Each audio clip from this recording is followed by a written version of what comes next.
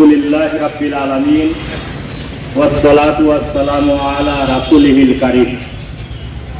বাংলাদেশ শ্রমিক কল্যাণ ফেডারেশন ঈশ্বরদী শাখা কর্তৃক আয়োজিত আজকের এই মহান শ্রম দিবস উপলক্ষে আয়োজিত র্যালি ও সমাবেশের সভাপতি, সম্মানিত শ্রমজীবী ভাইয়েরা আমার, আসসালামু আলাইকুম ওয়া রাহমাতুল্লাহ। দুনিয়ার যত উন্নয়ন হয়েছে, দুনিয়ার যত ভালো কাজ হয়েছে, দুনিয়ার যত প্রাসাদ নির্মিত হয়েছে, এর পিছনে রয়েছে শ্রমজীবী মানুষের শ্রম এবং ঘাম।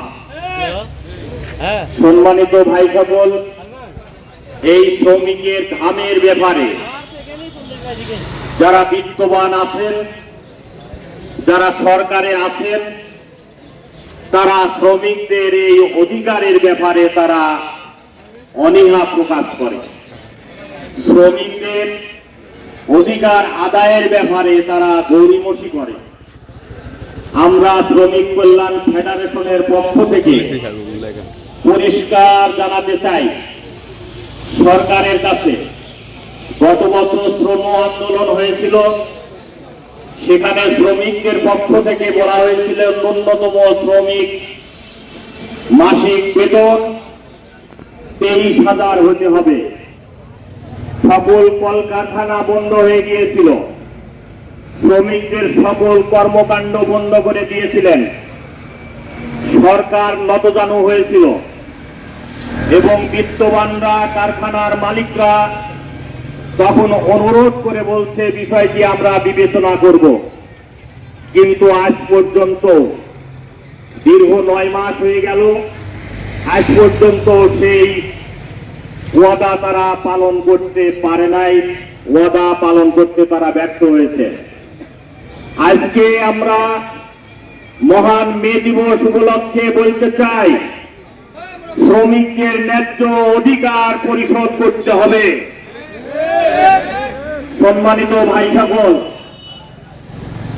মূল বিষয় হচ্ছে শ্রমজীবী মানুষরা আল্লাহর বন্ধু।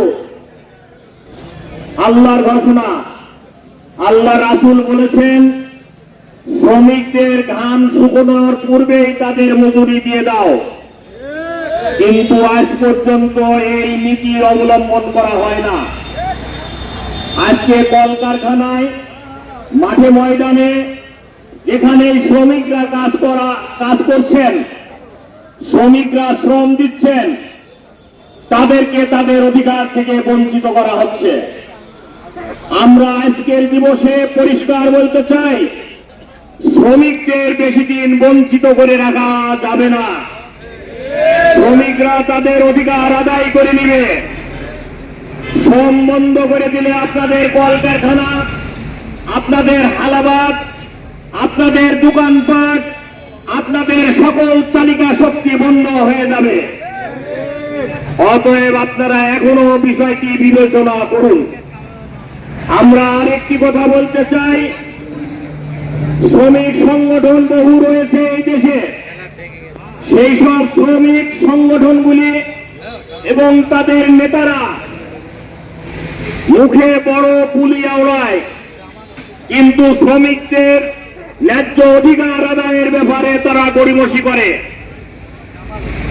সেদিক দিয়ে শ্রমিক কল্যাণ ফেডারেশন শ্রমিকদের নিয়ে কাজ করছে এবং শ্রমিকদের ন্যায্য অধিকার আদায়ের ক্ষেত্রে তারা তৎপর রয়েছে।